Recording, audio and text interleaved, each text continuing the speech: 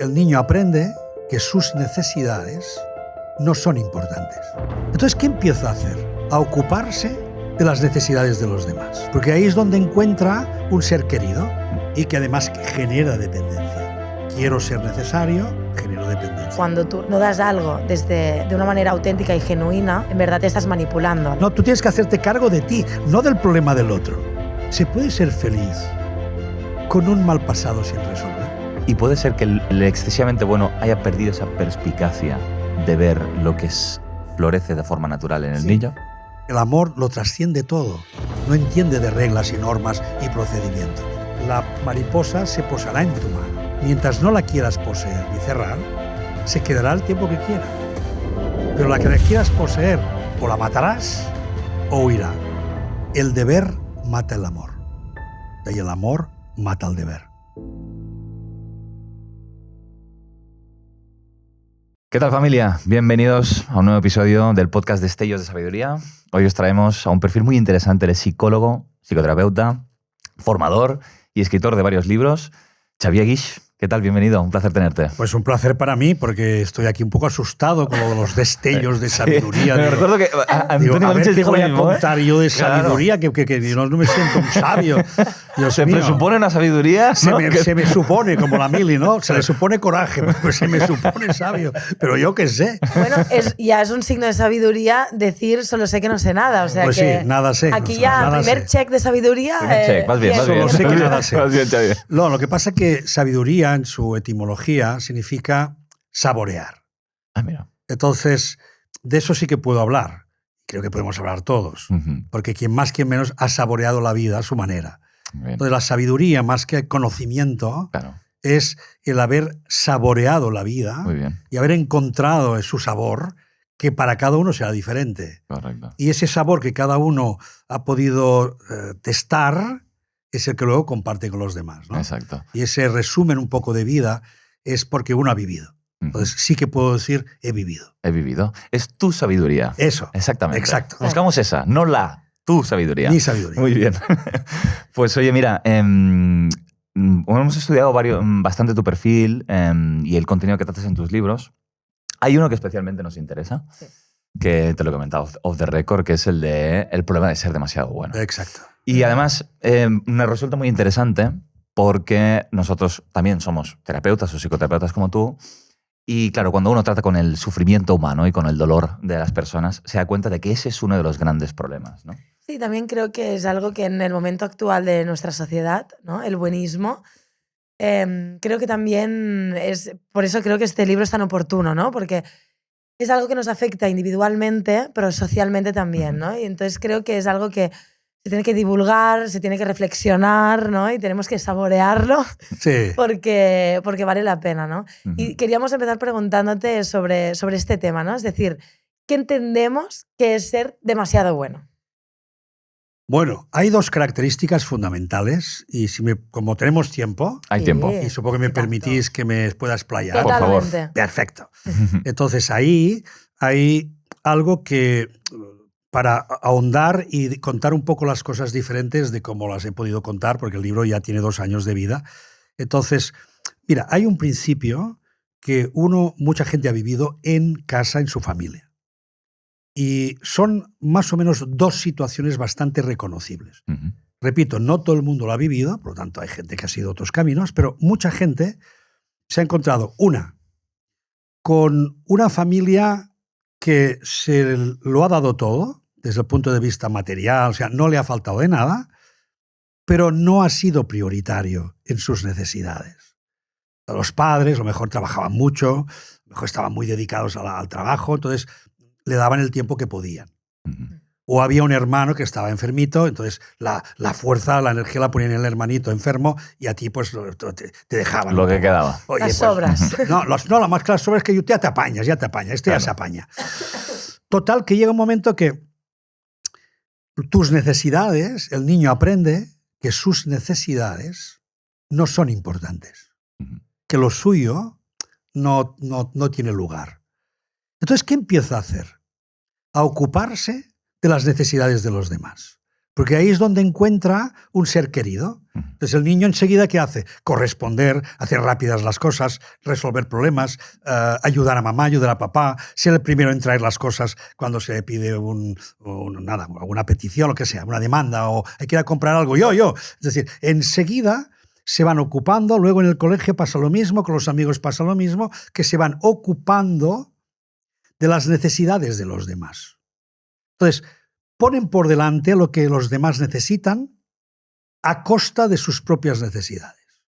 ¿Por qué? Porque las suyas no son importantes. Entonces llega un momento que se va desconectando, el niño se va desconectando y crece desconectado de sí mismo. Por lo tanto, lo que va por delante siempre es la necesidad del otro. En este sentido se vuelve obediente, complaciente, se porta bien, intenta corresponder rápidamente, esforzarse, ser perfecto, etcétera, etcétera. Entonces ahí tenemos un perfil. Luego hay un segundo perfil que también podemos observar en familias donde ha habido mucho orden. Ha habido quizás un pensamiento muy rígido. El niño se ha educado desde la obediencia. ¿Qué es lo que va por delante? El deber. Tu deber es hacer esto, tu deber es hacer aquello, tu deber es quedar bien, tu deber es... Entonces, el tema del deber va penetrando hasta el punto que uno ya no se rige por lo que quiere, sino por lo que debe. ¿Qué es lo que debo hacer? ¿Qué es lo que toca hacer? Pues esto es lo que hago. Entonces, fíjate que si combinamos las dos cosas, combinamos el deber con ser necesario para los demás, ahí tenemos el cóctel perfecto.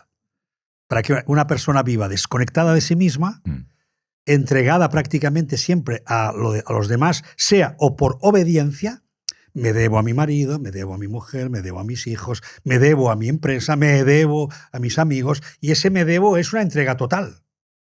Claro. Hago lo mejor que puedo porque me entrego a eso.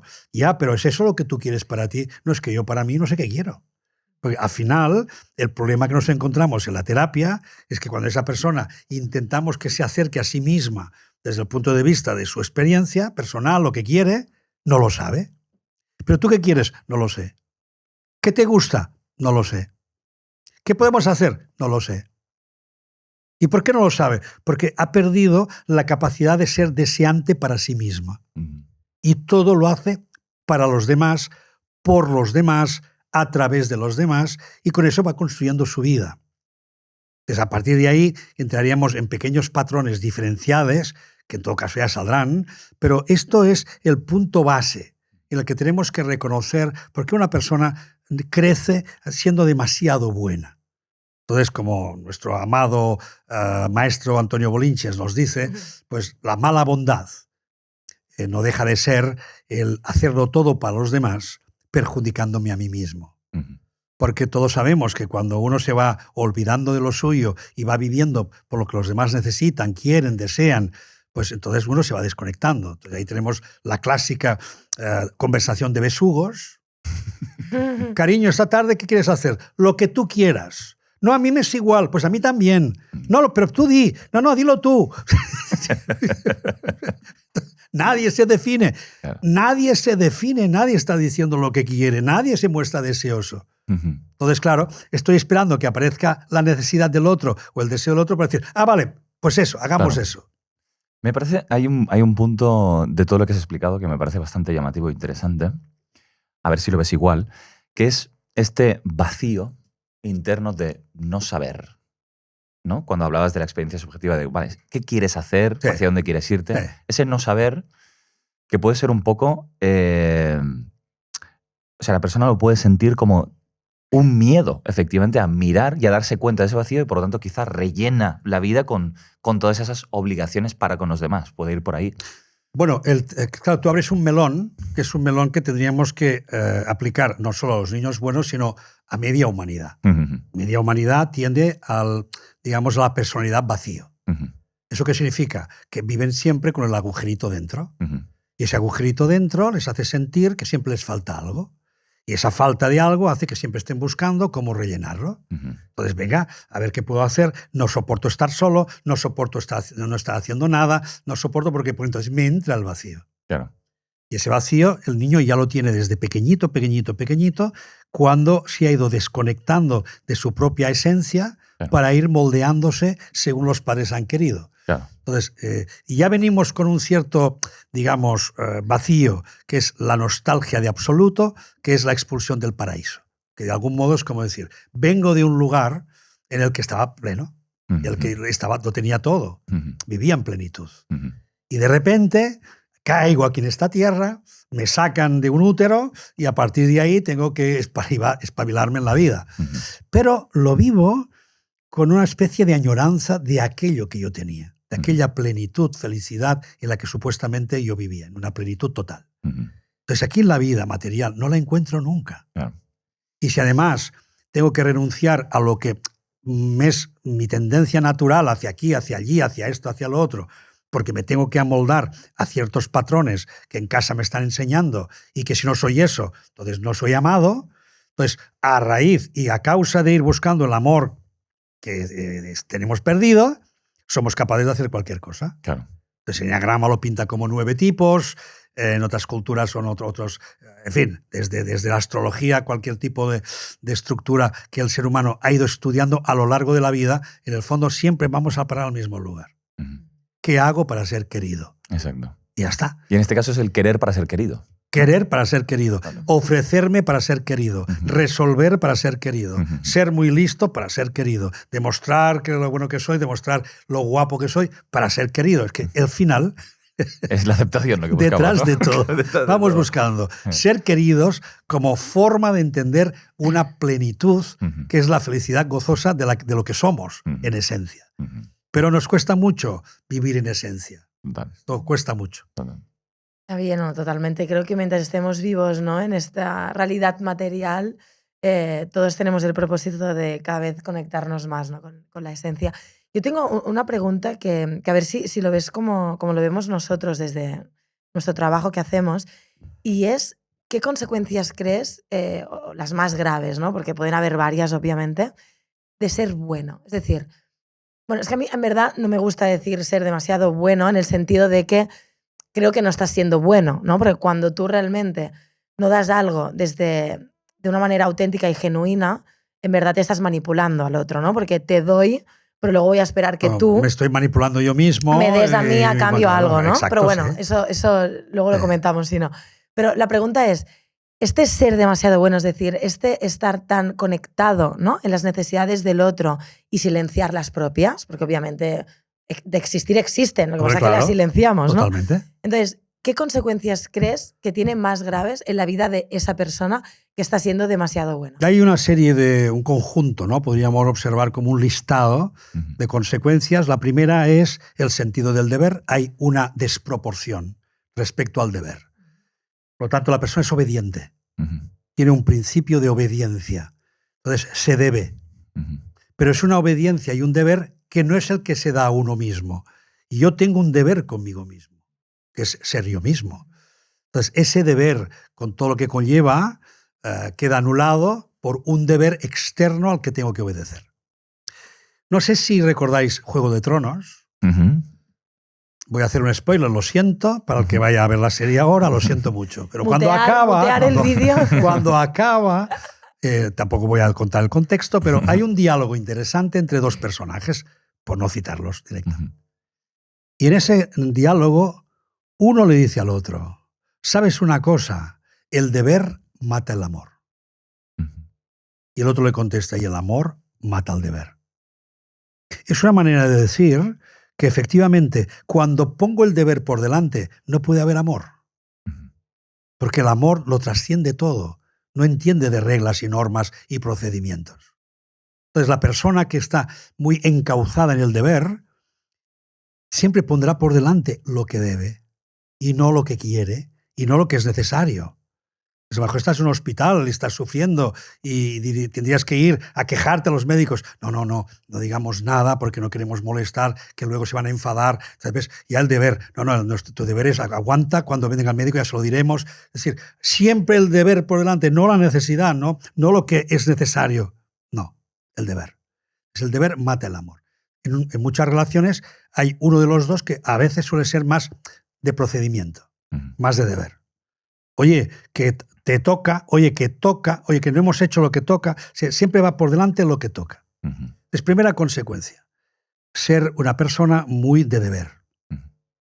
Segunda consecuencia, un portarse bien, ante los demás, un portarse bien, que conlleva una serie de pequeños detalles como, por ejemplo, no decir que no digas que no, cuesta mucho decir que no, cuesta mucho expresar los límites propios, cuesta mucho ser imperfecto, mostrarse vulnerable. No, tú tienes que mostrar siempre que te esfuerzas, que eres luchador. Recuerdo muchas personas en la terapia que me dicen, a mí si una cosa no me cuesta mucho, para mí no tiene valor. ¿Cómo has dicho? Si no me cuesta mucho, no tiene valor. ¡Wow! Entonces, el valor de aquello no lo tiene en sí mismo la cosa. No, lo tiene el que yo sufra, el que a mí me esté costando horrores, el que yo tenga que hacer un sobreesfuerzo. Entonces aquello vale la pena. Hombre, te estás matando la vida. Pero es igual, porque el principio ordenador es tengo que portarme bien, tengo que hacerlo perfecto, no puedo sentirme vulnerable. O sea, lo que estás indicando es que hay una relación entre el perfeccionismo y el buenismo. Puede existir. No en todo el mundo, pero puede existir. Es bastante Generalmente habitual. Es bastante habitual porque la persona que quiere ser buena no deja de estar viendo una imagen idealizada. Parte de la idea de que ser ideal es ser bueno. Y ser bueno significa lo que estamos contando aquí. Correcto. Entonces, otro de los elementos, vamos a poner otro en la lista, la complacencia. Tengo que ser complaciente. Tengo que hacer que tú te sientas bien. Tengo que entregarme, tengo que sacrificarme por el otro. ¿Por qué? Ay, pobrecito, es que está sufriendo. Ay, es que me sabe mal. El famoso me sabe mal. Entonces, ya estamos en el me sabe mal, ya estamos metidos en la complacencia absoluta y haciéndome cargo de aquello que nadie me ha pedido que me haga cargo. Con lo cual, otra parte en la lista es convertirte en alguien necesario. ¿Qué significa ser necesario? Ser los ojos de todo el mundo. Yo soy la mirada de los demás. Tanto yo estoy viendo continuamente lo que hace falta. Lo que hace falta. Y esto no está bien. Y esto hay que hacerlo de otra manera. Y esto te lo tienes que comprar aquí. Y esto no, esto no lo estás haciendo bien. Tienes que quejarte de esto. O sea, continuamente están viendo todo lo que es necesario. Todo lo que se debería hacer, todo lo que ahora cabe en esta situación. Entonces, claro, como son muy pragmáticos, como han aprendido ya desde pequeñitos a ser muy resolutivos, claro, se anticipan a todas tus necesidades. Claro, llega un día que tú a lo mejor como hijo te ha ido bien, en ciertos aspectos ya me ha ido bien, pero en otros aspectos no. Y ya momento de decirle, oye, déjame en paz. Gracias, pero vamos a hacer según nosotros. Entonces se ofenden. Se ofenden porque, claro, me estás diciendo que lo que yo te estoy proponiendo no es bueno para ti. Si estoy haciendo lo mejor para ti. Y tú dices, no es lo mejor para mí. Es lo mejor según tú. Entonces, cuidado que esto es muy diferente. No lo hago todo para ti, pero según yo. Hombre, esto es un programa. Claro. Esto terapéuticamente es un error, es un neuroticismo, pero existe. Yo lo hago todo por ti, pero según yo. No, por favor, hazlo según lo que yo necesito, según lo que yo quiero. Yo te pido, déjanos, o hasta aquí, gracias, pero hasta aquí, y ya está. Entonces la persona se ofende porque, claro, ella pone todo su empeño, su amor y su identidad al servicio de eso. Y si no puede hacer eso, entonces ¿quién es? ¿Qué vida tiene? ¿Sobre qué se sostiene? ¿Dónde está su vida? ¿Dónde están sus deseos? ¿Dónde están sus ganas de...? No las tiene. Entonces imagínate que te habrás encontrado a alguna persona así, seguro os habéis encontrado con alguien con 60, 70 años que de repente se da cuenta, como siempre digo, tarde y mal, de que ser bueno no la ha hecho que la quieran más, sino que la utilicen más. Y en ese momento, cuando ya ve que no puede más, en ese momento dice, ahora tú, dices, venga, vamos ahora a trabajar lo que tú quieres. ¿Yo? ¿Para mí? No quiero nada. Yo con poco me conformo. Pero si tú haces unos manjares cuando viene la familia fantásticos, ¿por qué no te cocinas? No, yo con 4 cositas ya paso. Para ti 4 cositas, para los demás el gran manjar. Eso es la mala bondad. Ese es el error de considerar que lo que tú estás haciendo vale por la entrega que le estás poniendo. Te estás descuidando de ti. Vamos a poner otra cosa en la lista. La capacidad de gestionar mal los conflictos. El niño bueno, la persona buenista, no le gusta el conflicto. Rehúye el conflicto. No entiende que el conflicto generalmente es necesario para que nos conozcamos más, para que entendamos los intereses, para que desarrollemos algo juntos. No, conflicto es, ahora quiebra mal rollo, tendremos que discutir, no me quiero pelear. Entonces entramos en unas dinámicas que evito el conflicto. Y si evito el conflicto, pues ya está, te lo doy todo para ti. Bueno, al final es igual. Yo he visto separaciones que uno de los dos ha llegado a este punto. Mira, es igual, no tengo ganas de complicarme la vida. Que se lo quede todo. No, hombre, pero eso no es justo. Y el abogado, incluso el psicólogo le dice, esto no es proporcional. Pero es que me es igual. No, porque no quiero rollos, no quiero problemas, tal y cual. Ya está. Ya me lo he quitado de encima. Lo pierdo todo. Entonces, no te estás atendiendo a ti. No estás atendiendo tus necesidades. No estás por ti. Totalmente. Otro punto en la lista. De algún modo ya lo hemos ido viendo, ¿no? La imposibilidad de dejar de ser bueno. Qué interesante. Resulta que cuando la persona se da cuenta que tiene ese programa, no lo deja. O sea, terapéuticamente hablando, no lo sueltan. Yeah. No saben ser de otra manera, porque es la imposibilidad de dejar de ser mal, de ser bueno. Porque se creen que ser lo contrario es ser malo. Entonces, cuando tú dices, vale, imagínate el próximo día que irás con tu jefe y le dirás, oye, basta ya. Lo siento, pero ya no cargo con más trabajo. Soy la única persona en la empresa que se lleva trabajo a casa. La única. Yo veo que todo el mundo se va tan tranquila y yo cargada como una tonta o como un tonto. ¿Y sabes qué te contestan? Solo de pensarlo ya me angustio. Solo de pensar lo que le tengo que decir que no, me angustio. Entonces, existe como una especie de imposibilidad de dejar de ser bueno. Hay como una especie de nacimiento dentro de ti que te impide que te puedas confrontar a través de lo que tú quieres. Por lo tanto, imposibilidad de ser bueno. Otro punto en la lista. Si no haberlo pedido. Otro punto en la lista. Tengo varias preguntas. Ya vendrá. Otro puntito. Es la imposibilidad también de mostrarte airado. Es la ira reprimida. ¿Cómo reprimo aquello que por dentro me nace, que en este momento te pegaría un guantazo, te diría, oye, vete a la mierda. Oye, no me da la gana. Pues no pasa nada. No pasa nada. Pues no, me aguanto, me reprimo, pienso y siempre pienso en el otro. Es que me sabe mal, es que pobrecita, es que pobrecito, es que ahora se lo va a tomar, no sé qué, es que no le quiero hacer esto. Pero ves, estás pensando en el otro. Estás resolviendo el problema del otro. Te estás haciendo cargo del problema del otro. No, tú tienes que hacerte cargo de ti, no del problema del otro. Entonces, cuando me hago cargo de mí, entonces me callo. ¿Qué ocurre? Esa ira no desaparece. Eso es una bomba dentro de tu cuerpo. Y poco a poco te va minando por dentro esa energía densa, y una energía densa airada empieza a dolerte el cuerpo. Entonces, problemas psicosomáticos, cantidad de problemas psicosomáticos, vienen a raíz de una ira reprimida. Sabemos que hay 3 cosas, terapia lo sabemos, hay 3 cosas que generalmente la gente reprime. Y eso repercute en su cuerpo. La ira, la tristeza y el dolor. No lo soportan, no lo quieren mostrar. Le parece que eso no está bien. Con lo cual, esas 3 cosas reprimidas llevan a la persona que tenga problemas somáticos, problemas de espalda, me ha salido esto, me ha salido lo otro, y hombre, no es casual. ¿Y qué suele ocurrir? Que llega un día que petan.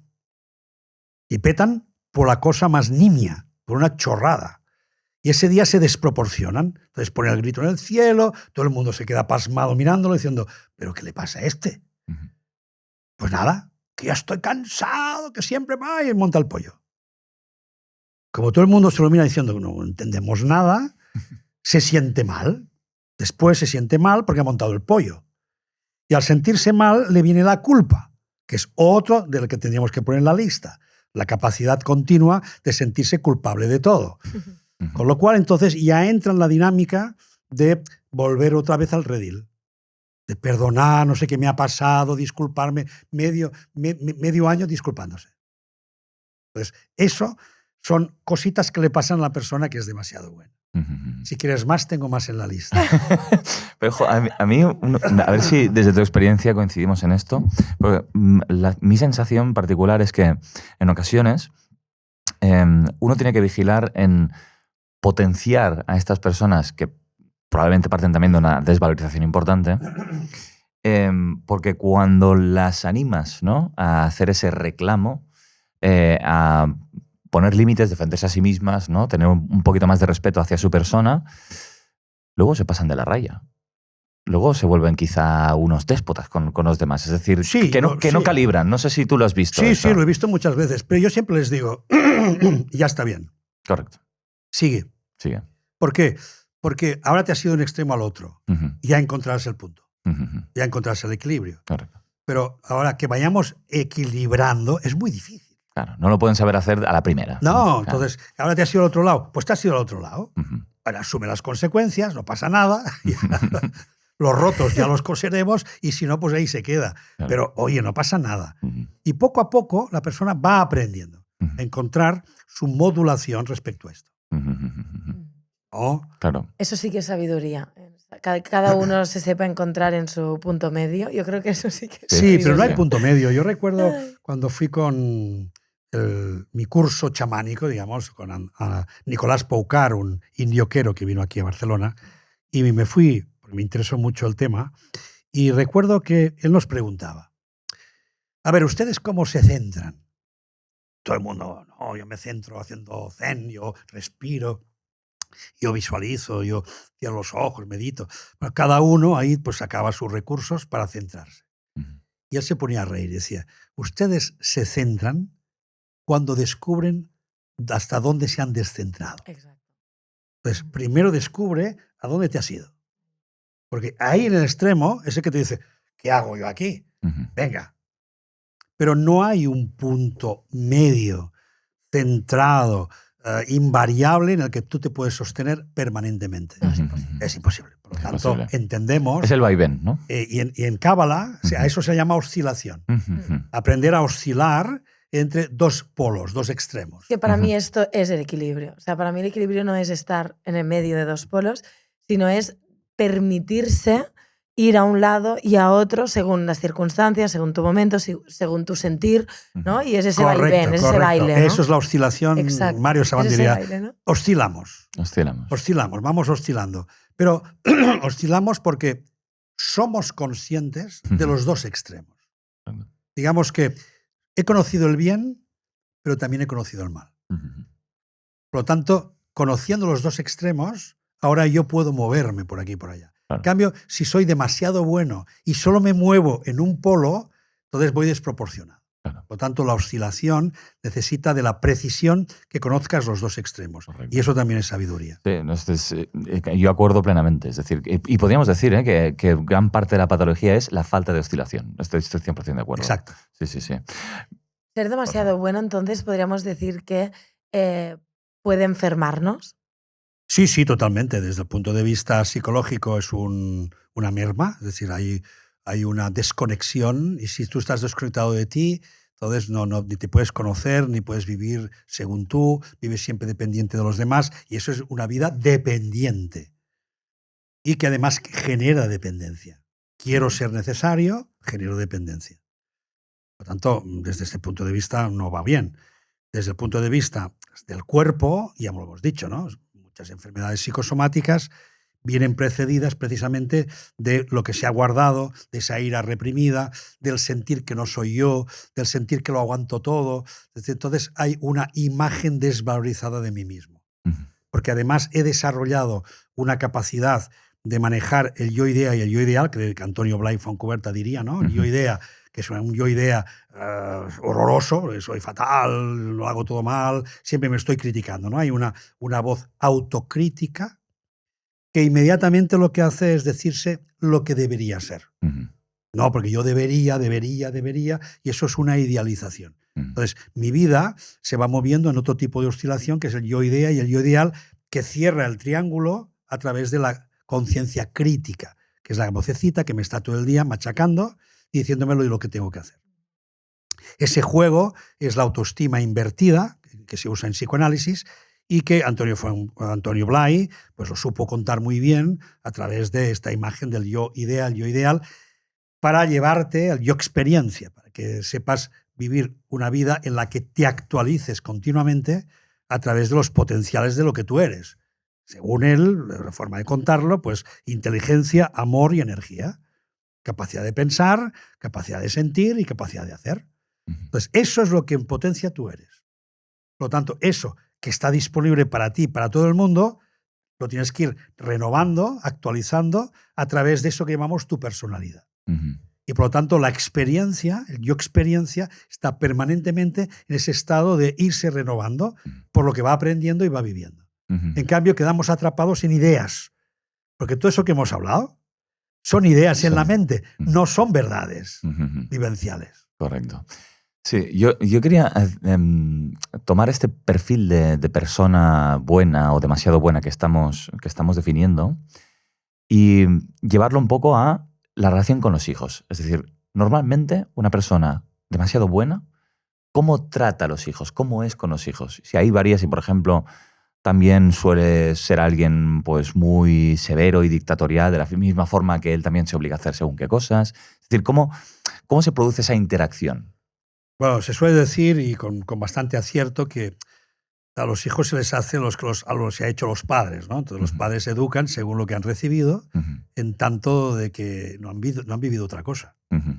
Luego, hoy en día, como tenemos tanto material, tanta pedagogía respecto a los niños, a su crecimiento, como tenemos también tantos podcasts, es decir, hay tantas referencias, uno se puede volver medio loco para entender y querer aplicar cosas que a lo mejor no las sabe manejar, porque primero las tiene que manejar en sí mismas. Entonces, lo primero es aquello que quiero que mis hijos vivan o experimenten o hagan, tengo que yo encarnarlo. Porque si no, voy a ser un falso testimonio, voy a ser un falso maestro, voy a mostrarle lo que no es. Correcto. Por lo tanto, es muy importante que tú encarnes aquello que quieres en tu hijo. La segunda cosa, que como muy bien Platón intuyó, la educación está basada en un sacar de dentro, no un meter de fuera. Entonces, sacar de dentro es que los padres tengan la habilidad de acompañar a los hijos y acompañarlos en aquello que muestran en su propia tendencia. Pues mira, este niño pues no le gusta mucho salir afuera, no le gusta mucho el movimiento, a este le gustan más cosas intelectuales, ya de muy pequeñitos. A este le gusta pintar, este se mueve mucho. Cada uno ya va mostrando cositas. Entonces, esas cosas que va mostrando, acompañarlas, potenciarlas de algún modo, a la vez que se educa desde el punto de vista cívico, de límites, de cosas que hay que aprender propias de vivir. Por lo tanto, no hay una renuncia a la educación, sino que esa educación se base en principios más de lo que aparece en la criatura y podemos potenciar, y no querer que se moldeen según una imagen idealizada que tenemos en la mente. Claro. Es lo que me atrevo a decir. Entonces, claro. Bueno, que ahí yo soy de los que aplaude a los papás y las mamás, porque son unos valientes, que creo que se meten en un jardín. ¿No eres papá tú? No, Xavier? por eso Vale. lo digo. Por eso lo digo. Es un camino, vosotros lo sabéis, es un camino complejísimo, Sí. es un camino inacabable, Sí. es un camino, pero a la vez es un gran camino de autoconocimiento. Totalmente. Es que ahí has dado en el punto. Entonces, la pareja y la familia, los niños, son espejo para el autoconocimiento. Y puede ser que el excesivamente bueno haya perdido esa perspicacia de ver lo que florece de forma natural en el niño. Sí, porque va a ver lo que falla en el niño. Va a ver lo que le falta. Claro. Este niño le falta. Entonces entramos en la cultura de la falta. Es que le falta. No le falta. Simplemente es que no le va. No le va. Hombre, pero tiene que ir porque, bueno, pues algunas cosas quizás sí que tendrá que aprenderlas, pero hay que reforzar también la otra parte. Sí. A mí, yo voy a tomar tu frase de que son realmente maestros los niños. Claro. Porque yo a veces tengo, ¿no? Pensando así en perfil de gente, puede haber el típico niño que entonces es un pasota de todo, ¿no? Claro. Y yo no me obligo a nada, ¿no? Y no ayudo en nada y tus normas me entran por aquí y me salen por aquí. Sí.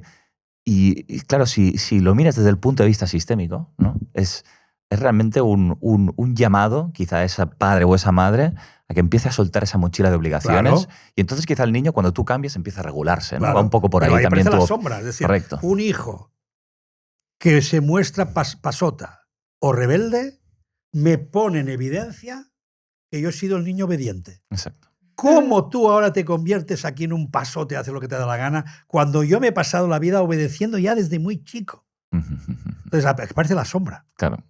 Y entonces no lo soporto. No soporto que no me obedezca, no soporto que no cumpla las reglas, no lo soporto porque me pone en evidencia a mí. No solo pone en evidencia la idea que tenemos de ser bueno y socialmente adaptado, etcétera, etcétera, sino que mi sombra me está haciendo aparecer mi propia rigidez. Soy rígido ante la idea de que el niño tiene que ser así. Y ahí entonces tenemos muchos problemas, claro que sí. Y hay encontronazos e historias que se llevan durante toda prácticamente la vida entre madres e hijas, padres e hijos, etcétera, etcétera. Bueno, eso que se dice, ¿no? Que no educamos a nuestros hijos, sino que nos educamos conjuntamente con ellos, ¿no? Efectivamente. O sea, es así. Yo ahora, cuando estáis hablando, me venía una anécdota divertida de mi hijo mayor. Bueno, mayor, tiene 5 años, ¿no? Pero para mí es el mayor. Claro. Entonces, yo lo asumo, soy una persona muy mal hablada, pero muy mal hablada, pues que de cada 5 frases que digo puedo decir una palabrota, ¿vale? Y lo hago con ciencia, es decir, me drena. Me ayuda, ¿vale? O sea, yo soy consciente. No es que lo haga inconsciente, ¿vale? Lo hago con mucha conciencia. Y claro, yo veo todas las mamás, no, esto no se dice, palabrotas, agobiadas, no, esto no, tal. Y yo, claro, como en casa, pues de manera espontánea puedo decir palabrotas, simplemente le enseñé a mi hijo que en casa es un lugar donde podemos decir palabrotas y que en el cole, en la calle, no, ¿vale? Porque es falta de educación, etc. Bueno, y entonces es muy gracioso porque yo he provocado el efecto contrario de las mamás que les dicen no digáis esto, que no paran de decir los niños, ¿no? Claro. Y mi hijo en casa me viene a mí y me dice, mamá, esto no se dice. ¿Sabes? El niño correcto. Claro. Sí. Mamá, por favor, esto no lo vuelvas a repetir. Claro. Es una palabrota fea. Y yo digo, caray, y se ha encontrado la fórmula para que los niños no digan palabrotas. Claro. Decirlas yo, entonces ellos te corrigen, ¿no? Claro. Entonces, bueno, y obviamente gracias a él ahora digo menos palabrotas, no por nada, porque claro, me viene mi hijo de 5 años y me riñe. Entonces, y es el ejemplo de nos educamos con ellos, ¿sabes? Es así. Porque nos pensamos que nosotros sabemos todo lo que se tiene que hacer y es que somos los primeros que estamos aprendiendo a cada segundo, Está ¿no? claro. Yo creo. Bueno, cuando analizamos, vosotros lo sabéis más que yo, porque yo no me he dedicado a la sistémica, pero vosotros tenéis una cultura en casa muy sistémica. Sabéis que en casa es donde para que exista el sistema, se soporte y se mantenga, pues tienen que haber prohibiciones y deberes. En esta casa el deber es hacer esto y está prohibido hacer eso. A partir de ahí, cada miembro de la familia va a responder de forma diferente. Totalmente. Unos van a obedecer exactamente las prohibiciones y el otro se las va a pasar por el forro, ya está. Tal cual. Bueno, esto es así, pero es así de toda la vida. Entonces, bueno, pues nada, hay que conllevarlo, ¿no? Total. Exacto. Bien, quiero hacerte una pregunta acerca de... Se habla mucho del ego, de la identidad, ¿no? De eso. Y quería preguntarte hasta qué punto el yo o el ego es una construcción necesaria y hasta qué punto es un obstáculo. ¿Explico? Este es un tema ya que quizá entramos ya en un punto bastante filosófico, pero un poco por ahí, es decir, ¿hasta qué punto es algo, porque se habla mucho de trascender el ego, ¿no? Sí. Pero quiero saber tu opinión acerca de la necesidad de tener una identidad bien definida y los límites que eso puede conllevar, ¿no? Hay una etapa de la vida en la que vuestros hijos ahora no se conocen, no saben quién son. Están empezando a conocer la vida. Hay una segunda etapa de la vida, la adolescencia, donde uno no se gusta, los niños no se gustan, nunca se gustan. Luego viene la primera adultez y ahí uno ni se gusta ni no se gusta, simplemente cumple con lo que toca. ¿Qué toca hacer? Pues ser padre de familia, pues ser un buen trabajador, pues oye, conseguir éxito en el podcast, no sé qué. Entonces soy muy el rol, estoy muy en la función. Y llega un momento en la vida, sobre los 40, 50, depende cada uno, 60, donde emerge una necesidad de autenticidad. quiero ser yo. Y probablemente, ¿por qué quiero ser yo? Porque he renunciado a muchos aspectos de mí. Entonces, no me he desarrollado del todo. He desarrollado solo partes. Entonces, mi inconsciente llama a la puerta y me dice, yo también tengo derecho a vivir la vida. Con lo cual, esa segunda etapa nos mete de lleno en una segunda vida en la que le damos fuerza y espacio a esa parte. ¿Qué ha pasado?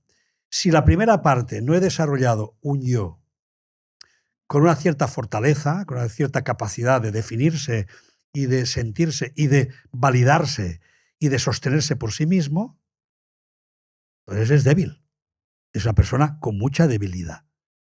Entonces, yo he recibido en terapia muchas personas que vienen de ciertas culturas espirituales donde anorrear el ego, es decir, hay que quebrantar el ego, hay que hacer desaparecer el ego, es lo peor el ego. Entonces, claro, las ves personas indefinidas, Es que es curioso. débiles de carácter, con dificultades para decidir, muy adoctrinadas, muy siguiendo dogmas, porque necesitan del dogma, necesitan del gurú, necesitan de la opinión de fuera para hacerse a sí mismas. Entonces, no. Hay que hacer un yo fuerte. Pero hay que hacerlo en esta etapa de la vida, porque es la que te va a dar el sentido de ser tú mismo. El riesgo, el peligro, que confunda, me identifique con ese sí mismo. Bien, anécdota de Raymond Paniker en un aeropuerto cuando una amiga mía, otra maestra, la acompañaba y se van al mostrador del vuelo y el maestro, la azafata le dice, por favor, ¿me puede pasar su identidad? Y el maestro dice, yo no tengo identidad. La azafata se queda sorprendida. Hombre, pero usted no puede volar si no tiene identidad demostrada. Lo siento, pero es que yo no tengo identidad, señora. La mujer desesperada dice, pero a ver, vamos a ver. ¿Usted no tiene ningún documento que acredite que usted es quien dice ser? Ah, sí, saca el pasaporte y dice, pero esto es mi carnet de identificación, no mi identidad. Entonces, ¿cuál es el problema? ¿Hasta qué punto me identifico con esa personalidad que yo he ido realizando o hasta qué punto soy capaz de desidentificarla, de verla como un mecanismo que me sirve para moverme en la vida? La vida me ha proporcionado una condición que llamamos yo para que yo me maneje por la vida y para que sea de algún modo singular. Y esa es la función principal que tenemos en la vida, ser singulares, lo decía Jung. El proceso de individuación es hacerse no divisible, no dos, y singular.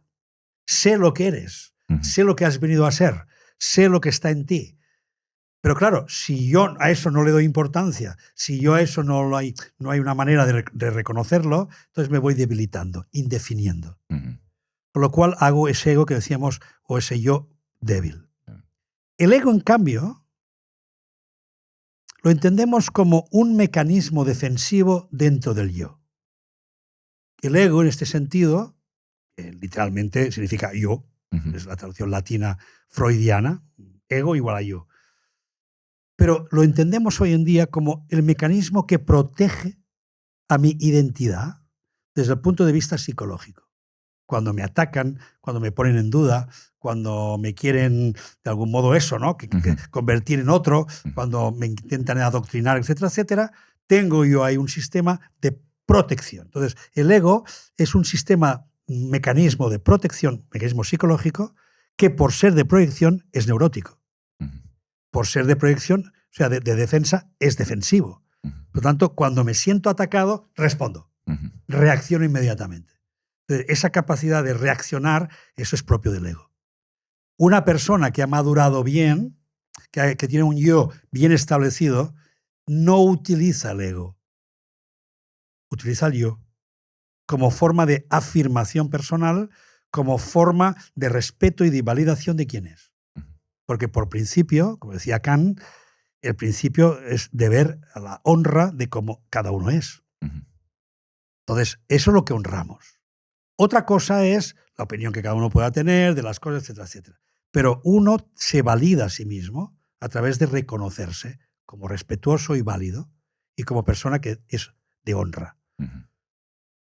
En cambio, el ego, tenemos ese problema, que se convierte en la identificación del yo. Entonces, ya no soy una persona que maneja al yo, sino soy una persona atrapada dentro de un yo, que se convierte en ego. Entonces, es defensivo. Soy reactivo. Entonces, un proceso de crecimiento personal es un proceso justamente de dar más importancia, más validación al yo soy, y en cambio menos fuerza al ego reactivo que tiene que estar todo el día protegiéndose de lo que le pueden hacer. No sé si he contado bien clarísimo, la diferencia claro. entre una cosa y la otra. Clarísimo. Y ha habido algo que has dicho, que es que a veces el inconsciente llama a la puerta. Sí, ¿no? Siempre. Siempre. El inconsciente siempre llama a la puerta. Y- Gurdjieff, esto es Gurdjieff. Gurdjieff Correcto. decía, creemos ser el director general de nuestra vida cuando somos el mayordomo del inconsciente. Gran frase. Y eso frase. no ha cambiado. Y eso no ha cambiado. Sigue siendo así. Yo quiero preguntarte, ya a nivel personal, en tu trayectoria vital, ¿de qué forma ese inconsciente pudo llamar a tu puerta? Y te obligó quizá pues, a hacer un cambio, ¿no? Un punto de inflexión en tu vida acerca de esa identidad o ese ego que quizá por exigencias del entorno o por determinadas experiencias, O crisis, dices, Sí. "Oye, pues tengo Siempre que, es a través tengo de que crisis, modificar". ¿no? Generalmente sí, Normalmente. generalmente sí. Bueno, a mí me ocurrió en el año 93, que fue el año postolímpico, Sí. donde hubo una crisis económica, una recesión económica de las duras. Los fastos de los Juegos Olímpicos se pagaron caro. Y me pilló profesionalmente en un momento de cambios, de ese momento que estás intentando cambiar cosas y te quedas colgado. Con lo cual me quedé en blanco, con una mano delante y otra detrás. O sea, no pude avanzar profesionalmente, aunque yo creía que yo lo había conseguido todo. Es En decir, ese momento te dedicabas también al teatro, la radio, la Eso. televisión, tenía un mundo bohemio y artístico consolidado, por otro lado. Entonces yo ya daba por hecho que mi vida estaba resuelta. Yo con 33 años, vida resuelta. Pues la vida resuelta se te va por el váter en un segundo. A la edad en de una Jesús. tirada. En una tirada se va todo. Te va todo. Entonces ahí yo tuve que hacer aquello que se llama reinventarse. Pero ¿qué ocurrió? Y ahí es donde entró el inconsciente. En lugar de hacer un acto mental, de preguntarme, bueno, ¿qué quiero hacer?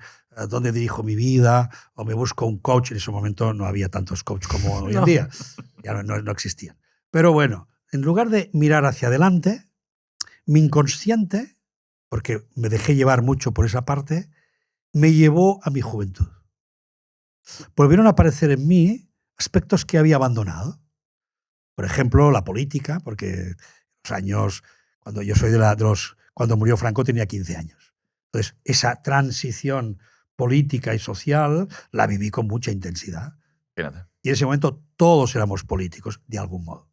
Entonces, yo tenía un afán de participar en la construcción social, etcétera, etcétera, a través de la política. Y ahí me manejé durante un tiempo, era muy jovencito, pero me manejé con la política. Pero había otra cosa que me llamaba más la atención, que era la psicología. A ver, tú con 14, 15, no, 16 años y ya estabas leyendo psicología. A los 18 te compraste una enciclopedia de psicoanálisis que no entendiste nada, pero te compraste una enciclopedia. ¿Para qué? Pero eso es simbólico. Sí.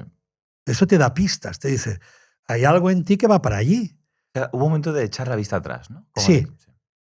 Una nostalgia, pero no una nostalgia destructiva, no una nostalgia de sufrimiento, sino una nostalgia de qué era lo que te hizo feliz, qué es lo que te despertaba entusiasmo en ti. La política, la psicología. La política, intenté un poquito, pero vi que yo tenía espíritu para nada, demasiado niño bueno para la política.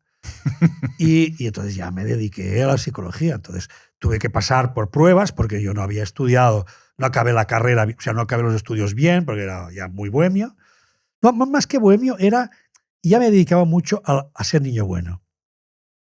De modo, esto no lo he contado creo que nunca, de modo que yo cuando llegó, antes de ir al COU, en los últimos estudios, suspendí porque me dediqué durante 2 meses a preparar el festival fin de curso.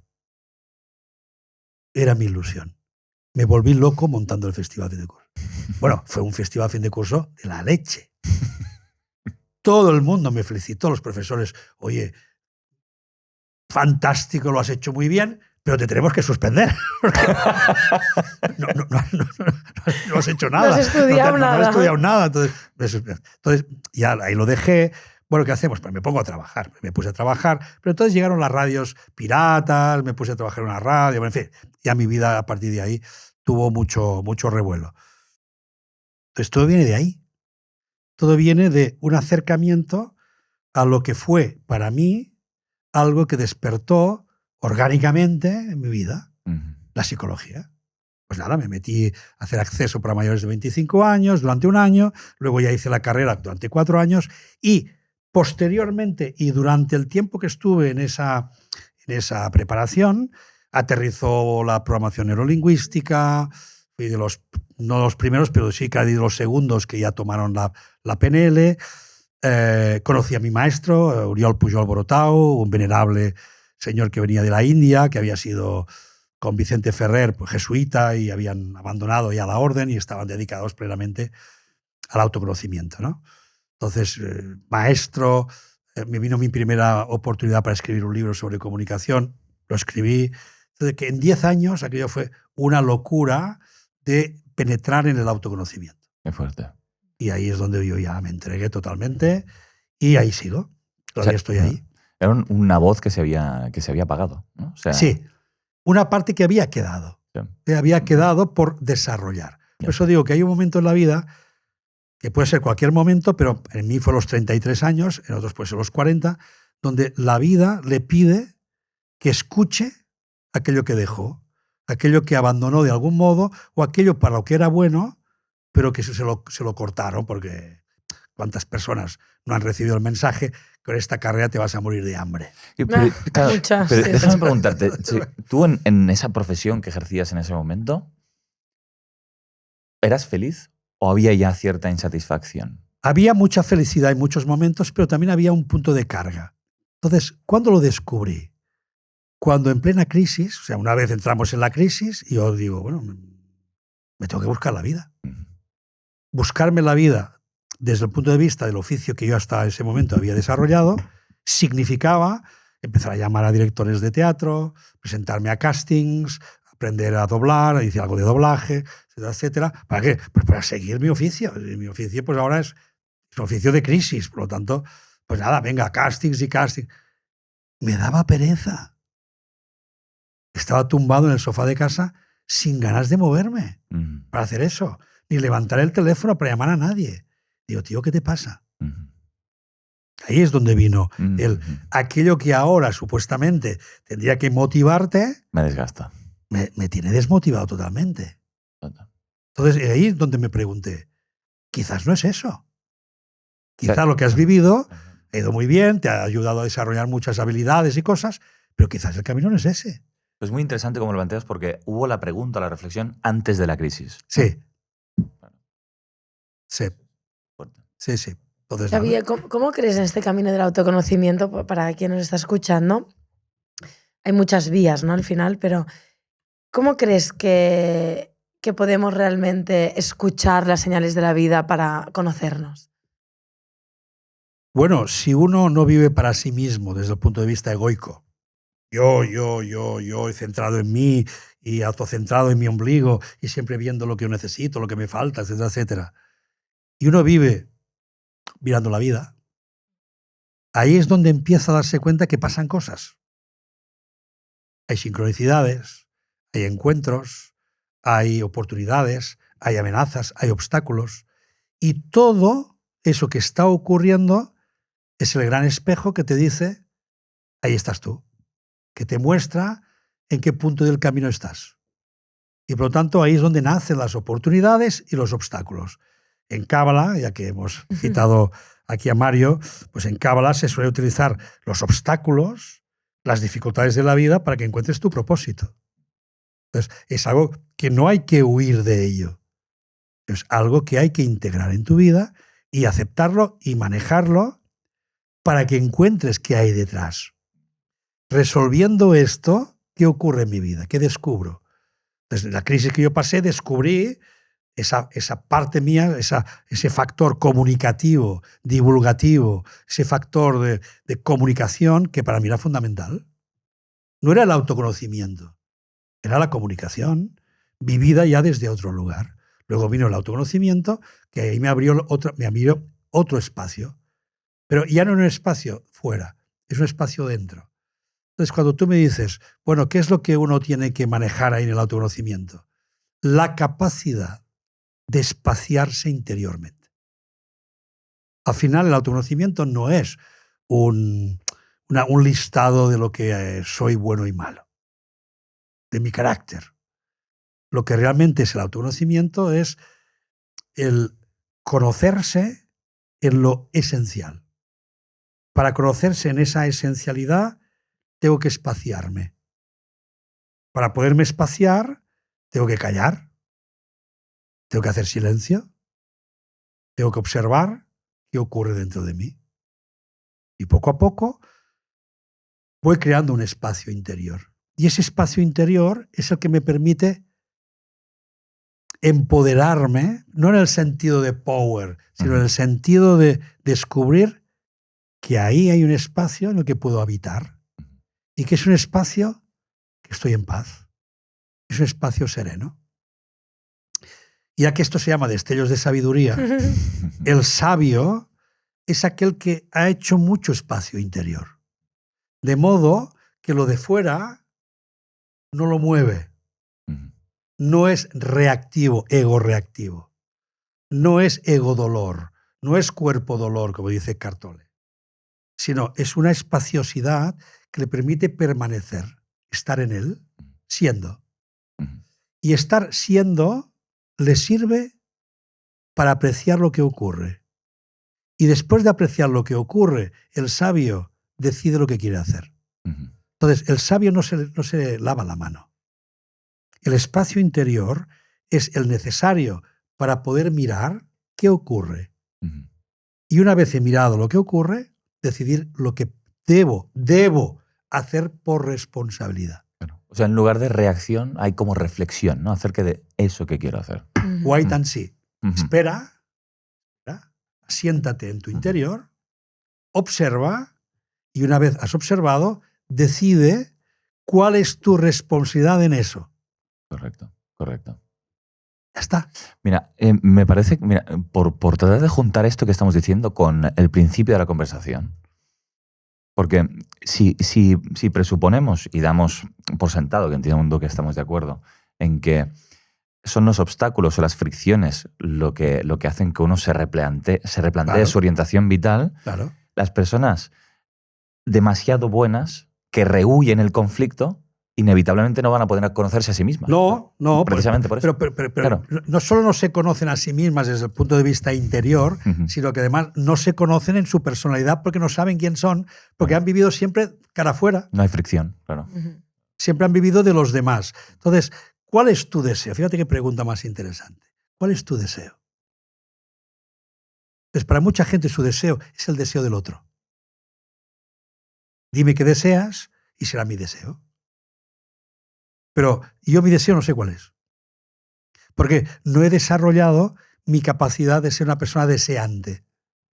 Y el deseo es la fuerza vital que nos hace vivir. No el deseo de esto, lo otro. No, eso son apegos. Sino el propio deseo. El deseo es como una especie de ventana que me abre a la vida.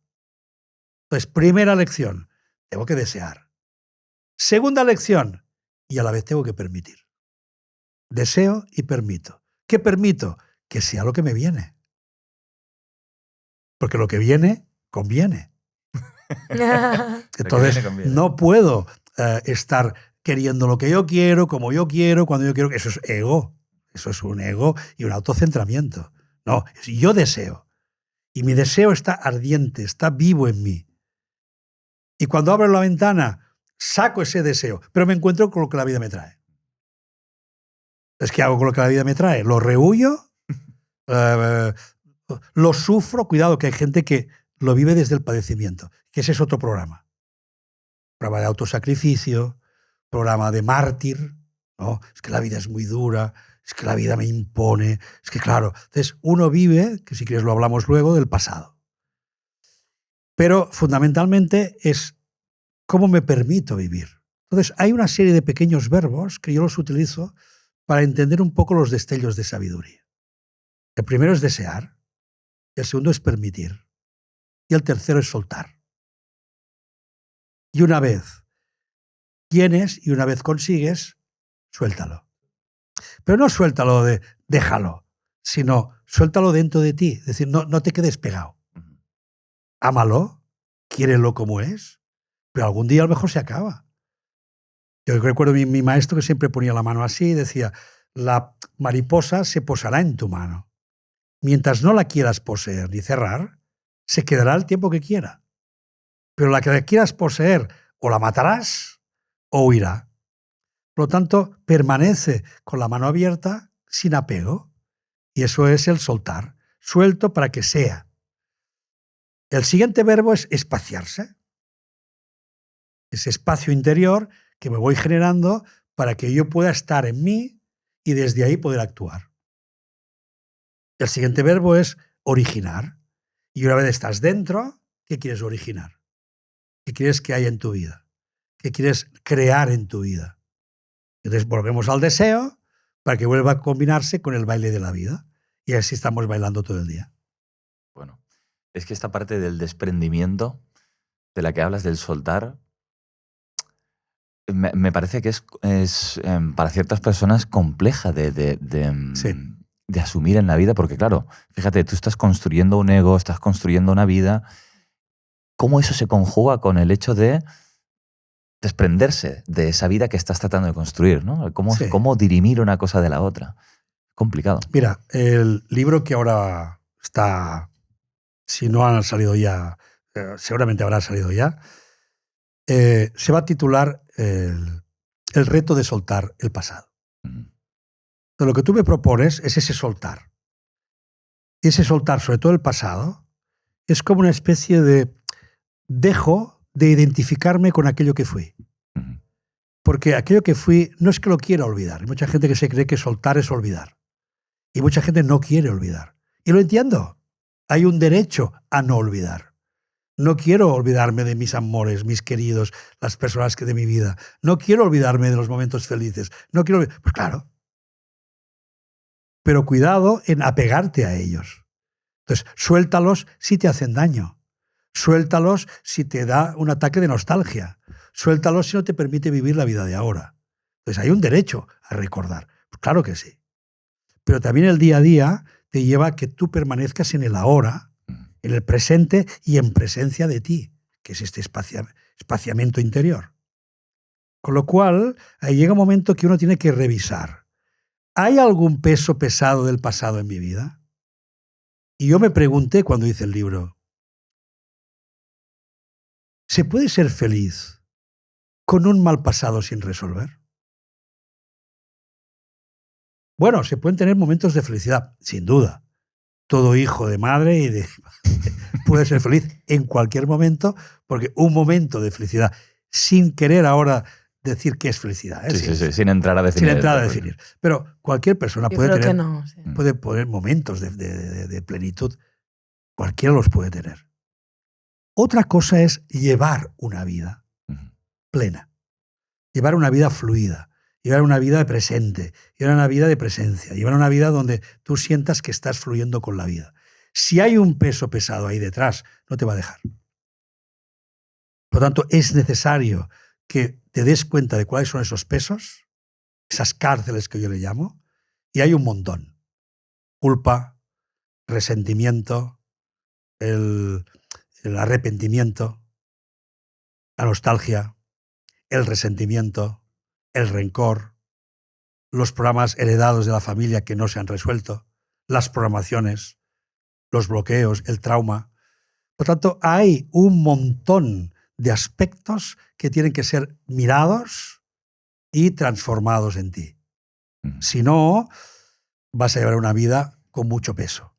Estamos diciendo, si quieres vivir una vida plena, pues hay que soltar.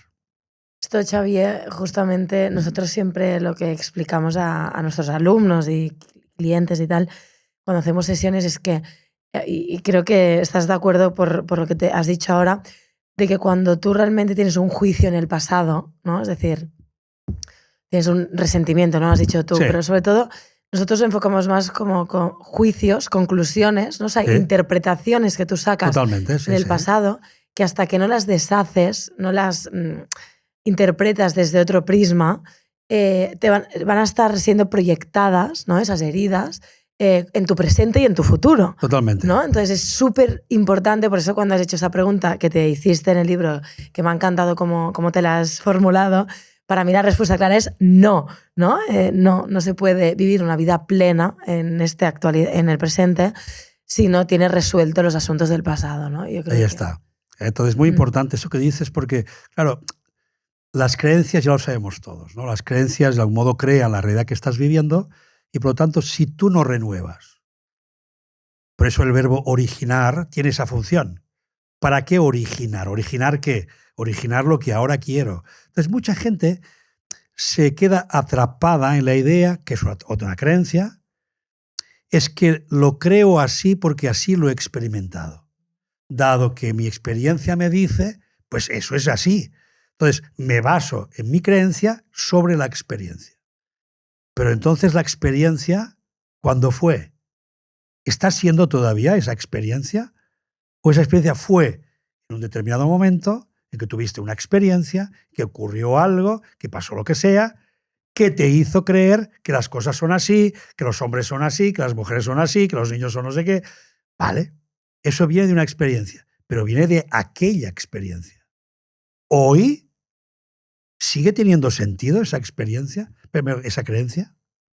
Tanto hay que revisar de nuevo, hay que volver a pasar por la experiencia o por la creencia para que tú puedas originar otra manera de vivirte sin estar pillado en el pasado. Entonces tenemos que ir con cuidado en considerar que lo que creo se basa en la experiencia. Pues repito, la experiencia fue. Y cuando yo hablo de soltar el pasado, el primer argumento que yo utilizo para trabajar el pasado es acepta lo que fue y suéltalo ya. Acepta lo que fue. Eso fue, sí, pero no tiene que vivir todavía hoy en ti.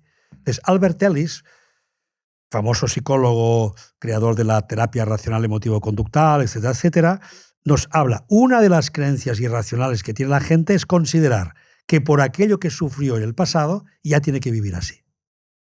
Y eso no es cierto. Por lo tanto, dejemos un titular. Al pasado no se puede volver. Se vuelve al recuerdo. Y el recuerdo es memoria. Y la memoria es falaz. Cambia. Por lo tanto, ¿dónde tenemos que trabajar? En el recuerdo. ¿Cómo recuerdo lo que recuerdo? ¿Cómo revivo ese pasado hoy? Porque no puedo revivirlo como fue. Tenemos ahora la canción Memoria de Rosalía, ¿no? Cuando recuerdo, me doy cuenta que recuerdo siempre de forma diferente. ¿Ah? Claro. ¿Por qué? Porque la memoria es reconstructiva. La memoria siempre introduce lo nuevo que sé en lo que viví. Por lo tanto, ya no lo puedo vivir igual, porque ya hay algo nuevo que ha aparecido ahí. Y además sabemos técnicas de Ellis que podemos reestructurar el sentido que yo le di a esa experiencia e incluso podemos manejar la imagen que te ha quedado, la podemos manejar, podemos transformar la imagen, cambiarle el cuadro. ¡Wow! Entonces yo puedo trabajar el pasado, que es el recuerdo, que es la memoria. Pero para eso tengo que entender qué significa el recuerdo y qué significa la memoria. Y la memoria no la voy a quitar, porque la memoria es la que me recuerda quién he sido. Pero entonces, ¿cómo voy a dejar de ser lo que he sido? Pues entonces no sé quién soy. Por lo tanto, porque recuerdo ser quien he sido, me identifico con eso y sigo siendo ese que creo que soy. Y ahí está un poco el lío. Pero entonces viene una metáfora hermosa, que es la barca de Teseo. No sé si lo conocéis. Una metáfora bonita, ¿no? Entonces, si Teseo con el tiempo su barca se va desmontando, se va envejeciendo y va quitando tablones y poniendo otros nuevos, llega un día que la barca de Teseo ya no existe como lo que fue. Entonces, ¿sigue siendo la barca de Teseo? Si el hábil ladrón te ha robado el móvil y cambia todos sus productos, ¿sigue siendo tu móvil? ¿O ya es otro móvil? ¿De quién es el móvil ahora? Por lo tanto, es un juego que nos ayuda a entender este juego continuo que hacemos con la memoria y con la identidad. Y con esa identidad construimos un relato, que es la biografía, la autobiografía. Y esa autobiografía es la película que me cuento. Entonces, ¿qué estoy viviendo? ¿Quién soy? La película que me cuento. Y puede ser tu cárcel, esa película. Exacto. Total.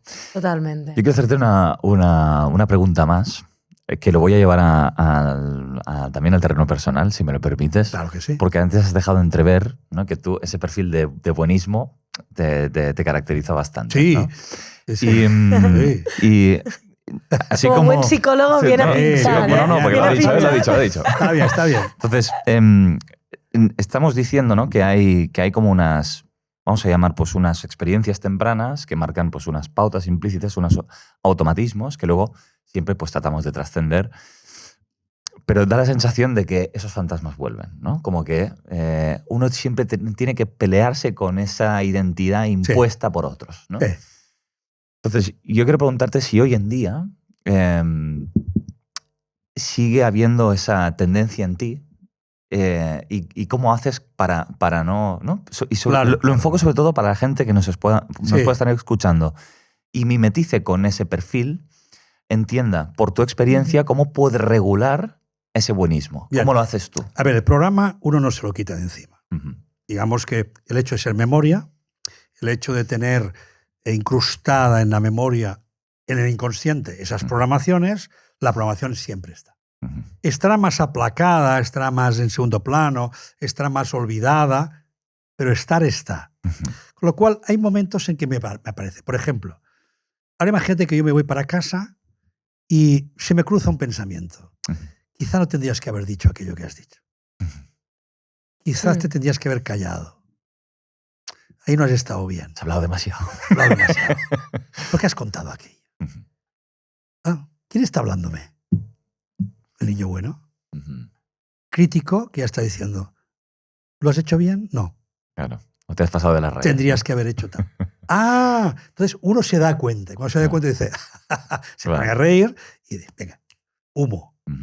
Humo. ¿Por qué? No vamos a ir a ningún lado. No quiero culpas, no quiero remordimiento, no quiero historias. Fuera. Y fuera. Es decir, ya no le doy más importancia. Luego también me sucede en otro sentido. Por ejemplo, cuando en una terapia, igual te ha pasado allí también, os ha pasado, no sé. Cuando has tenido una intuición, nuestro trabajo es un trabajo artesanal, donde la intuición es correcto, artesanal, me gusta esa palabra. Es su elemento principal, ¿no? Entonces no es todo el procedimiento, sino la intuición. Entonces hay veces que hay una intuición y te dejas llevar por ella y ¡pa! La sueltas a la persona y la clavas. La clavas. Pero no por ti, por ella, ¿eh? Porque ahí has abierto pues, un melón que estaba cerrado y que costaba mucho. Y hay una vocecita interna que dice, qué bueno que eres. Es verdad. Qué bueno que eres. Esa tentación está. Entonces, ese qué bueno que eres es una enfatización del programa. Es un, ¿ves? Qué bueno que eres, qué bien lo has hecho. Entonces, te das cuenta inmediatamente de la tontería que te estás haciendo. Inmediatamente lo que haces es decir, gracias, Señor, o quien sea, gracias por darme el don y el haber podido canalizar esa información para esa persona. Y suéltalo, ya está. Ni yo soy tan bueno, ni soy tan malo, ni lo hago tan bien, ni lo hago tan mal. Ni tan imprescindible para esa persona. Para nada, claro. para nada. Entonces ya vas deshaciendo esos nudos. Claro. Pero ya que me lo pides, pues soy sincero en decirte eso. Sí. Luego, ¿qué me ha ayudado? A ver, me ha ayudado, por ejemplo, el estoicismo. ¿Por qué es tan importante lo que los demás piensan de ti? ¿Por qué? ¿Por qué tiene tanta relevancia lo que puedan pensar de ti? ¿Por qué cuando me vaya ahora de aquí tengo que estar pensando, ¿les habré caído bien? ¿Me volverán a llamar? ¿Qué pensará ahora? ¿Qué pensarán de mí, no? Una tontería. Y además, si lo supiera, ¿para qué me va a servir? O para amargarme la vida o para ponerme medallas. Entonces dices, pero vaya tontería, esto es el jueguecito. Entonces, ¿por qué es tan relevante para tu vida lo que puedan pensar de ti. Eso lo tienes que cuestionar. Segunda cosa que tienes, que es muy importante, para mí de las más importantes. Apréndete a definir. Porque, y ahí está un enredo del ego y del yo. No, pero si te defines mucho ya estás creando una estructura, ya estás siendo demasiado organizado, entonces tu yo ya es de una determinada manera. No quiero estructuras, definiciones para nada. Uno tiene que vivir tal como... Bueno, yo en mi experiencia tengo que decirte, cuando yo miro el mar y veo esa extensión fantástica, enorme, por un lado digo, qué hermosura, qué belleza. Y por otra me entra como una desazón interior. Digo, hostia, pero aquí me pierdo. Yo aquí me pierdo. En otra vida te ahogaste en el mar. Puede ser. Puede ser. Es broma, es broma. Pero me pierdo. O sea, tengo una sensación de perderme. Mm. Ahora, la experiencia de perderse es necesaria para una experiencia espiritual y de, claro, a más expansión, más soy el todo y el todo es Dios. Entonces, cuanto más me expando, más cerca estoy de Dios. Perfecto. Pero luego miro a la costa y veo pues las rocas, veo el pueblecito que esté ahí al lado, veo la calita y esa pequeña definición, ese marco, me da tranquilidad. Ah, mira, ya sé qué puedo y qué no puedo. Ya sé por dónde sí, por dónde no. Entonces llego a la conclusión que definirse es necesario. ¿Qué es lo que hay que definir para aclararlo? En primer lugar, sobre qué principios y sobre qué valores quiero construir mi vida. A eso los griegos le llamaban hacer carácter. Entonces, ¿yo qué decido? Tener mi carácter, hacer carácter. Ese carácter se basa no en una disposición de tener más carácter, menos carácter, que eso es lo viejo, sino en decir, ¿cómo quiero que sea mi vida? ¿En qué quiero basarla? Y eso es definir ciertos valores, que más que definirlos, que los valores ya existen, es conocerlos y adoptarlos como propios. Por eso aprendí que no tenía que ser bueno, tenía que hacer el bien, que es diferente. Entonces, no es lo mismo la bondad en el sentido conceptual, virtuoso, que hacer el bien como acto. Porque los actos, las virtudes, valores, hay que bajarlos a la tierra. Hay que vivirlos y hay que representarlos, encarnarlos aquí en la tierra. Y eso pasa por la acción. Toda virtud tiene que tener su acción virtuosa. Entonces, la virtud de la bondad es hacer el bien. Entonces, ¿yo qué intento? Hacer el mayor bien posible. Ahora, el mayor bien posible no es aquel que yo entiendo para ti, sino es el que yo, calladito, observándote, creo que es mejor en este momento para ti. Entonces, yo intento hacer el mayor bien posible. Vale. Entonces, hacer carácter, definirse. Definirse los valores, pero también hay otra definición, que quizá no está tan estructurada, sino es aquella que emerge en cada momento. Y esa no hace falta que tenga una estructura fijada. Esa es la que es necesaria en las relaciones. Oye, ¿me apetece? No me apetece. Oye, ¿en vez de gust? No en vez de gust. Oye, ¿quiero? No quiero. Oye, mira, lo siento, pero me quiero respetar que ahora no es el momento. Y punto. Hombre, pero no nos hagas eso. Entonces los demás que vienen aquí a arrastrarte, ¿no? Que quieren que tú estés en su bando, en su péndulo, formes parte del péndulo. Oye, pues no, lo siento. ¿Por qué? Porque me respeto. Ahora, para poderme respetar, primero me tengo que definir en lo que quiero, lo que no quiero, lo que me gusta, lo que no me gusta. No en general, sino ahora en lo que está sucediendo. Por lo tanto, tener esa capacidad de poderme definir es otra de las maneras de salirse de la programación del niño bueno. Por tanto, esas pistas creo que son interesantes. Por un lado, plantearse por qué es tan importante lo que opinen los demás. La segunda, hacer carácter, o sea, tener de referencia una brújula interior que sea la que mueva tu vida. Y tres, empezar a definirte y desde ahí ir relacionándote con la gente. No, y la perspicacia de ver cuando se activa el bueno, que lo sabes ver cuando viene. Lo ves enseguida. Pero el hecho de verlo ya significa que has conseguido que haya espacio en ti. Espacio interior. Entonces, cuando hay un poco de espacio y yo puedo darme cuenta de mí mismo actuando desde ahí, es cuando yo puedo decir, venga, suéltalo.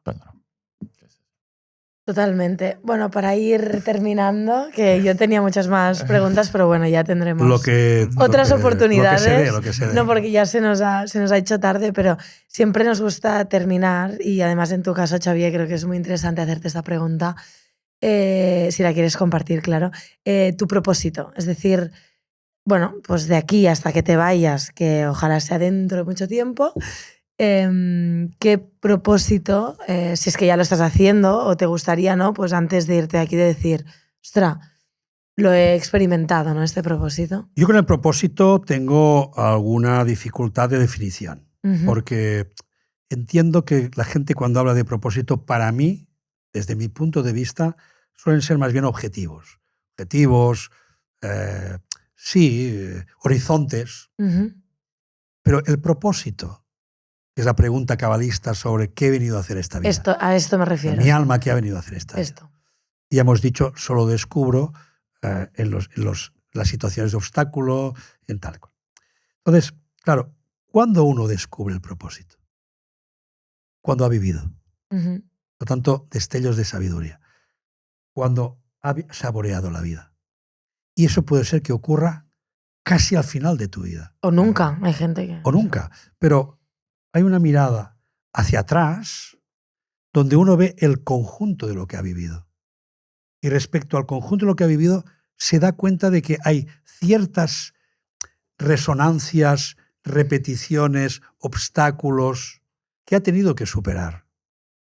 Y también potenciales que ha tenido que ensalzar, ¿no?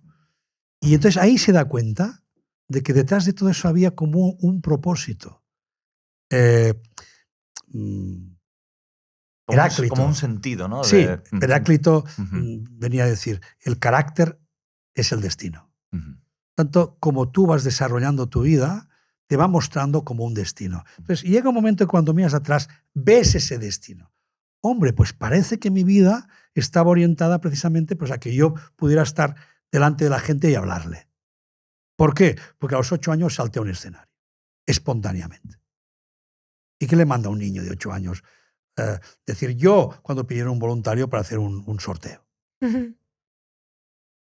Dejé a mis padres y me subí al escenario. Ningún temor, ninguna vergüenza. No la he sentido nunca en un escenario. Entonces, el escenario, que más bien es como el lugar, el ágora donde nos encontramos unos delante de otros, ha sido mi medio natural. Lo he hecho en el teatro, lo he hecho en la radio, la televisión, ahora los podcasts, o teniendo una persona delante en la consulta. Entonces, el arte de divulgar, contar, comunicar, ha sido el propósito de mi vida, no tengo ninguna duda. Ahora, ¿para qué? Desde ahí también me he dado cuenta que ese para qué tiene que ver con la colaboración, la contribución, el servicio al crecimiento de la conciencia. Entonces, la gente crece, el país crece cuando la conciencia crece. Entonces, creo que estamos destinados, en parte, ahí como en Cábala se llama el tikkun personal, ¿no? Que es tu tikkun, que es tu corrección, que has venido a corregir esta vida. Pues mi corrección seguramente ha estado desde el punto de vista egoico, desde el punto de vista del amor. Yo soy una persona que ha dudado mucho sobre si tiene que ser un monje, si tiene que haber una vida espiritual, si tenía que hacer una vida de familia. He ido huyendo casi siempre del amor. El amor en sentido, hasta que comprendí que no, que está ahí, y eso solo lo puedes vivir en la acción, y la acción significa amar a alguien, no amar a la humanidad, sino amar a alguien en concreto. Entonces, definirte, ¿no? Definirte con alguien y estar comprometido con ese alguien. Entonces estoy ahí, ¿no? En ese compromiso. Entonces algo del amor tenía que aprender yo desde ese punto de vista. Y el tikkun olam, que es la corrección para todos, la universal, que no deja de ser pues, el incrementar el nivel de conciencia de la gente. Entonces, por ahí están mis propósitos. Yo escuchándote, oye, ya sois unos cuantos que habéis pasado por aquí, que cada vez digo, oye, tendríamos que montar un partido político de espiritualidad o algo para elevar la conciencia en plan, conciencia, ¿vale? Sí. En plan, nosotros venimos aquí a aumentar la conciencia, ¿no? Sí. Porque, no, es verdad, o sea, creo que faltan líderes. Y como antes has dicho lo de política, ahí te lo dejo por si algún día. Por si algún día. Pero recuerda que ya lo probé. Da igual, nunca es tarde para volver a probarlo. Eso sí. Pero fíjate que, ya para acabar, Platón, en un apócrifo que no se sabe si es suyo, pero parece que sí, que se titula Alcibíades. Es un diálogo con Sócrates y un joven que se quiere dedicar a la política. Entonces Sócrates le dice al joven, usted que se quiere dedicar al bien común, a la política, ¿ya se conoce a sí mismo? Pregunta fundamental. Entonces Sócrates intenta definir cuál es ese sí mismo. Entonces, igual que el ojo de uno se reconoce a través del ojo del otro, entonces el otro siempre como espejo, el espejo que te hace ver cuál es tu sí mismo es el alma. Y ese alma se descubre cuando uno entra en la dimensión de la divinidad o en la dimensión del conocimiento, la sabiduría.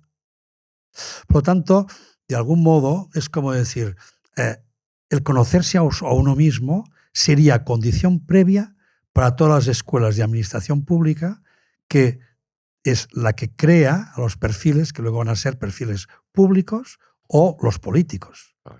Entonces, eso tendría que ser una obligación de todo político. Antes de entrar ahí, conózcase a sí mismo. Conozca cuáles son sus motivaciones. Y no tener que escuchar, como hemos escuchado alguna vez, que yo me dedico a la política para arrastrar todo lo que pueda. Eso se ha dicho.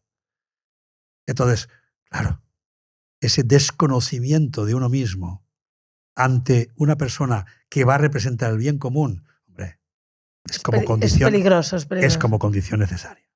Pues oye, me parece un cierre muy, muy bonito y muy emotivo. Y nada, solamente nos queda agradecerte pues, todo lo que has dicho. Tu Xavier, presencia. Que nos ha encantado. Gracias por la sintonía. Claro, me he sentido muy bien. Y yo sé que me he sentido muy bien porque me explayo. Sí. Cuando siento que me explayo, que no me limito, que no tengo que pensar mucho lo que digo, digo, estás bien. Estás en buenas manos. Qué bueno. Ya repetiremos. Gracias, querido. Gracias.